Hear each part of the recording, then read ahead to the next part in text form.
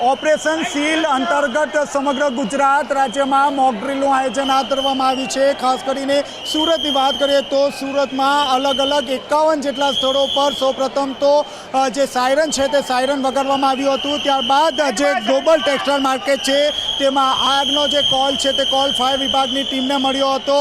ત્યારબાદ ફાયર વિભાગની અલગ અલગ જે ટીમો છે તે ટીમો ગ્લોબલ ટેક્સટાઇલ માર્કેટ ખાતે પહોંચી ગઈ હતી અને અહીં જે મોક ડ્રીલ રૂપે જે કામદારો જે ફસાયા હતા તેમને એક પછી એક બહાર કાઢવામાં આવી રહ્યા છે। આપ જોઈ શકો છો ફાયર વિભાગની જે ટીમ છે તે ટીમ દ્વારા સતત જે કામદારો છે જેઓ અંદર ફસાઈ ગયા હતા તેમનું રેસ્ક્યુ ઓપરેશન કરીને તેમને બહાર કાઢવાની કામગીરી હાથ ધરવામાં આવી રહી છે। તેમની સાથે એનસીસીના જે સ્ટુડન્ટ છે તેઓ પણ જોડાયા છે। વિવિધ જે કામદારો છે તેમને માહિતી આપવામાં આવી રહી છે કે જ્યારે દુશ્મન દેશ દ્વારા એ સ્ટ્રાઇક કરવામાં આવતી હોય છે ત્યારે કઈ રીતે પોતાનો જીવ બચાવીને માર્કેટમાંથી બહાર ભાગી શકાય તે અંગે પણ લોકોને હાલ માહિતી આપવામાં આવી રહી છે।